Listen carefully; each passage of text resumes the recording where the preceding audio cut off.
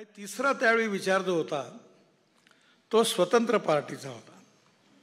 गुजरात आणि महाराष्ट्रातल्या काही भागामध्ये स्वतंत्र पार्टी होती आणि त्यांनी अमेरिकन भांडवलवादी आणि पुंजीवादी अर्थव्यवस्थेचं त्यावेळी त्याचं समर्थन त्यांनी केलं. काळाच्या ओघामध्ये बरंच पाणी वाहून गेलं. मी आता मधल्या काळामध्ये हंगेरीला गेलो होतो. तेथे बुडापेस्ट नावाचं एक शहर आहे आणि संध्याकाळी अँबॅसेडर मला सहज फिरायला एका बगीच्यात घेऊन गेले आणि त्या बगीच्यामध्ये एका कोपऱ्यामध्ये 60-70 दगडाच्या प्रतिमा कोपऱ्यात ठेवलेल्या होत्या. मी त्यांना विचारलं, ह्या प्रतिमा कोणाच्या आहेत?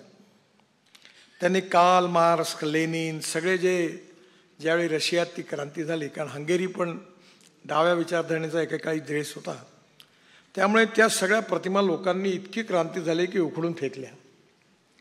आज रशियामध्ये साम्यवाद नाही आणि चीनमध्ये देखील लाल झेंडा सोडल्यास काही नाही. मी जेव्हा चीनमध्ये गेलो, तिथल्या प्रेसिडेंट जे होते कम्युनिस्ट पार्टीचे, त्यांनी BJPच्या डेलिगेशनला आमंत्रित केलं होतं आणि ज्यावेळी मी चीनमध्ये आम्ही 10-12 दिवस होतो, त्यावेळी मी त्यांना भेटलो. त्यावेळी शांघाय, जसं नॉन रेसिडेन्शियल इंडियन्स NRI, तसं नॉन रेसिडेन्शियल चायनीज मंगोलियन वंशाचे खूप श्रीमंत लोक आहेत जगात ठिकठिकाणी. त्यांनी शांघायच्या विकासामध्ये कॅपिटल इन्व्हेस्टमेंट आणली. शांघाय डेव्हलप व्हायला लागलं आणि चीनला लक्षात आलं की जोपर्यंत ही भांडवली गुंतवणूक येत नाही तोपर्यंत विकास होत नाही. त्यामुळे मूलभूत त्यांची जी कम्युनिस्ट विचारधारा होती ती सोडून त्यांनी लिबरल इकॉनॉमिक थिंकिंगचा स्वीकार केला. आता एक आपण बघा की आपल्या देशात ज्यावेळी हे समाजवादी आणि विशेषतः साम्यवादी या दोघांचाही बोलबाला होता, पण हळूहळू काळाच्या ओघात तो समाप्त झाला. सुरुवातीच्या काळामध्ये स्टील फॅक्टरीज सरकारने टाकल्या, 5 स्टार हॉटेल सरकारने टाकले, पॉवर प्रोजेक्ट सरकारने टाकले. पाहता पाहता सगळ्या गोष्टी या सरकारने केल्या पाहिजे असा आग्रह होता.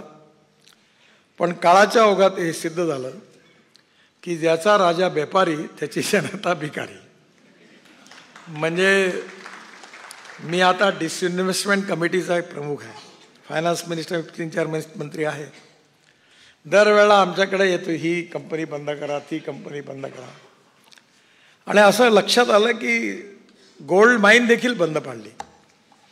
म्हणजे सरकारचा हात एवढा शुभ आहे का जिथं लागला तिथे सत्यानाशच राहायचा. म्हणजे गोल्ड माईन देखील संपले. आणि त्या काळामध्ये या सगळ्या याच्यामध्ये प्रत्येक माणसाला प्यायला शुद्ध आणि स्वच्छ पाणी मिळालं पाहिजे, त्याला प्राथमिकता नाही मिळाली.